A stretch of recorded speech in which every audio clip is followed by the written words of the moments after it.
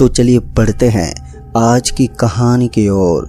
दोस्तों, मेरा नाम लक्ष्मीकांत शर्मा है और मैं इंग्लिश स्पोकन की क्लास में पढ़ाने का काम करता हूँ। करीबन 17 महीने पहले मैं सरस्वती सेंटर के क्लासरूम में बच्चों को पढ़ाई करवाता था और मेरा काम भी काफ़ी अच्छे से चल रहा था। लेकिन एक दिन पता नहीं किस्मत को क्या मंजूर हुआ कि उसने मेरी ज़िंदगी में एक भारी तूफान लाकर खड़ा कर दिया। तो आइए जानते हैं कि आखिर मेरे साथ ऐसा क्या हुआ था जिसके बाद उस सरस्वती सेंटर का नाम बदलकर मेरे लिए तो भूतिया सेंटर हो गया था। सुबह के 10:30 या 11 बजे के आसपास मैं रोजाना ही सेंटर पहुंच जाता था और उसके बाद बच्चों को पढ़ाने का काम करता था। उस सेंटर के करीब से एक नेशनल हाईवे गुजरता था। शनिवार का वो दिन था जब मैं सुबह सुबह सेंटर पर पहुंच गया था और अपनी क्लास ज्वाइन कर ली थी। क्लास में जाने के बाद मुझे पता चला कि मुझे आज बच्चों का टेस्ट लेना था, इसलिए मैंने सभी बच्चों को टेस्ट देने के लिए बैठा दिया। उन सभी स्टूडेंट के अंदर एक स्टूडेंट का नाम संदीप भी था। संदीप ने बताया कि आज की रात सेंटर की सबसे भयानक रात होगी क्योंकि आज अमावस की खतरनाक रात होने वाली थी। धीरे धीरे टेस्ट खत्म हुआ और उन सभी को उनकी कॉपी वापस दे दी गई और उसके बाद मैंने दूसरी क्लास ज्वाइन की। लेकिन इसी बीच मुझे दोबारा उसी बात का जिक्र होता हुआ सुनाई दिया। कुछ लोगों से पता चला कि आज की रात इस सेंटर के लिए काफ़ी खतरनाक हो सकती है। लोग बताते थे कि ये सेंटर थोड़ा भूतिया टाइप जैसा है, लेकिन आज तक मुझे इन चीज़ों पर कुछ खास विश्वास नहीं हुआ था। एक तो मैं विज्ञान का स्टूडेंट रहा हूँ और ऊपर से मुझे आजकल की जनरेशन पर काफ़ी विश्वास हुआ करता था, इसलिए मैं पुरानी चीज़ों पर कुछ खास विश्वास नहीं करता था। लेकिन मेरी यही गलतफहमी आज दूर होने वाली थी। धीरे धीरे वक्त बीतता गया।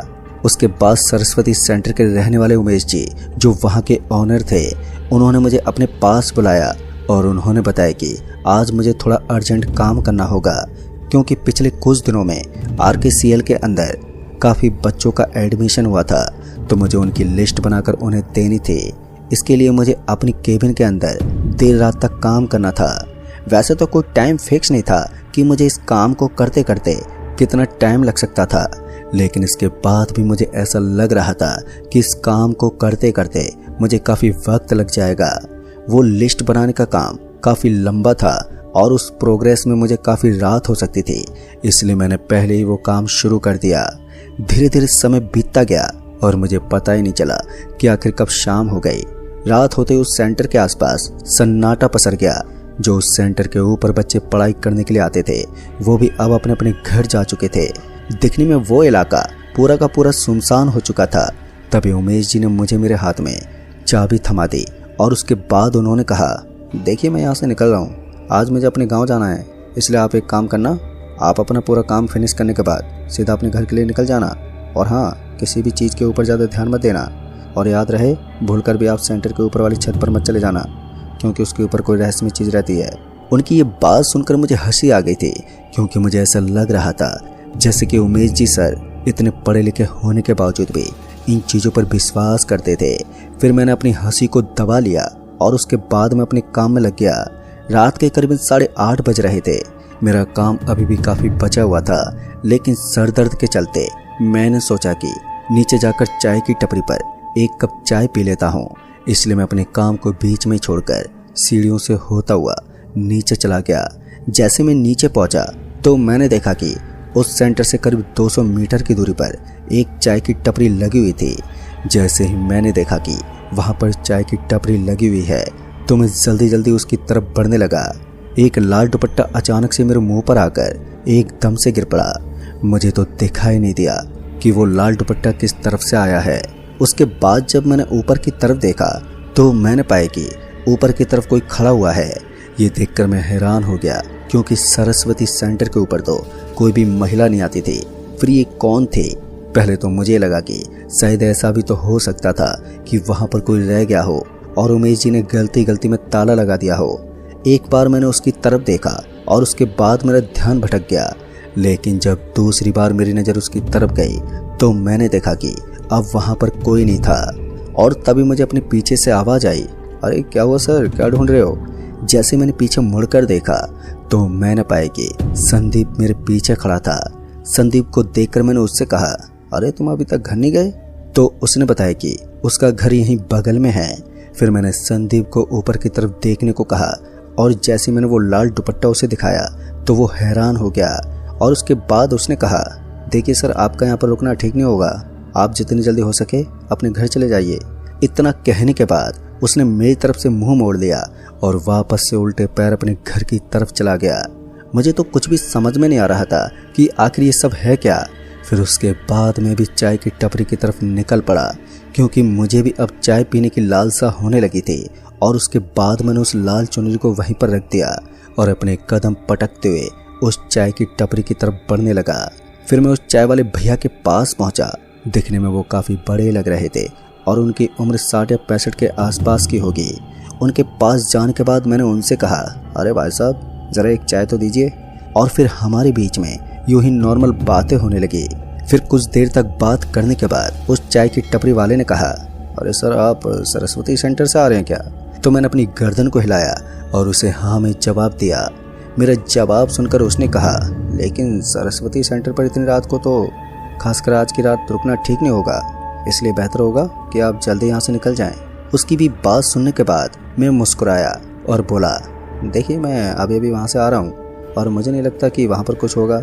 वैसे तो मैंने इन अंकल के जैसे काफ़ी सारे लोगों से बात सुनी थी कि सरस्वती सेंटर के ऊपर भूत प्रेत रहते हैं, लेकिन कभी भी उनकी बातों पर विश्वास नहीं किया था और आज तक किसी भूत को मैंने अपनी आंखों से नहीं देखा था।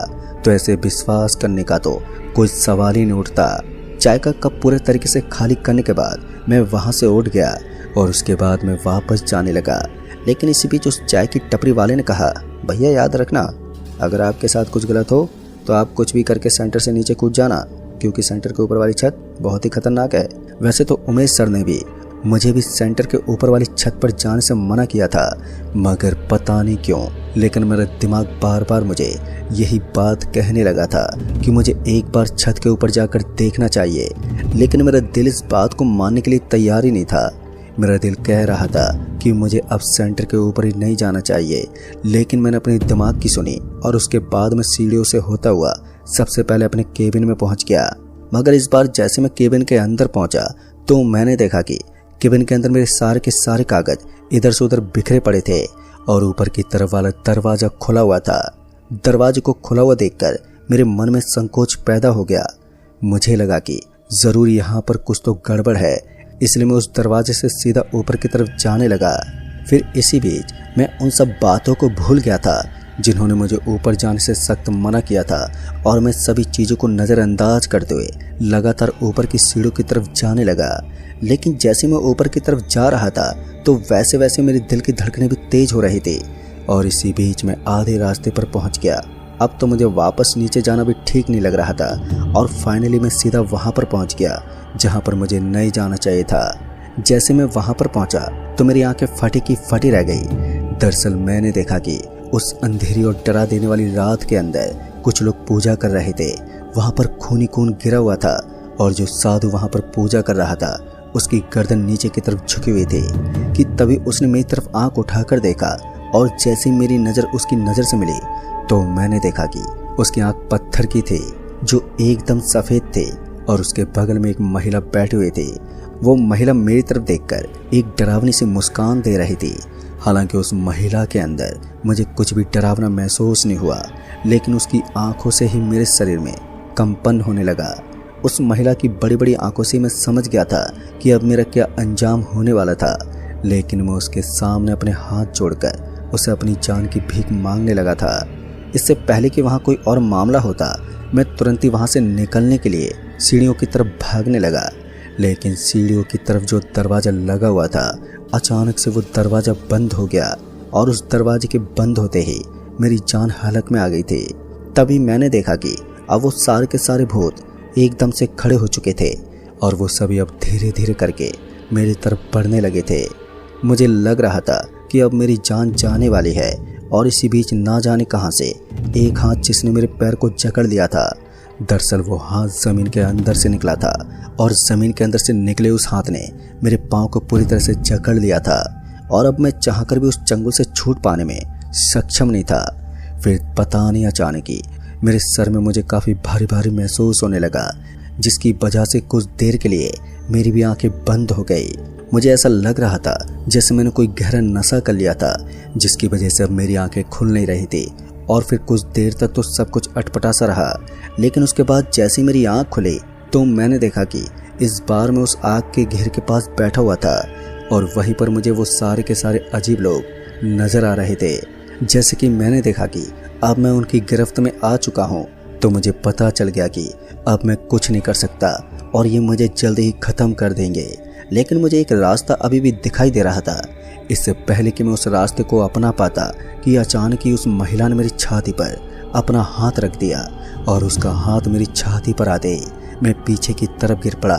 उसने इतनी ताकत तो नहीं लगाई थी, लेकिन उसके बावजूद भी उसकी ताकत का अंदाज़ा मुझे इस बात से लग गया कि उसकी छूने मात्र से मैं पीछे की तरफ जाकर गिर गया और अगर वो अपनी पूरी ताकत का इस्तेमाल करती तो अब तक उसका हाथ मेरी छाती को चीरकर आर पार हो जाता।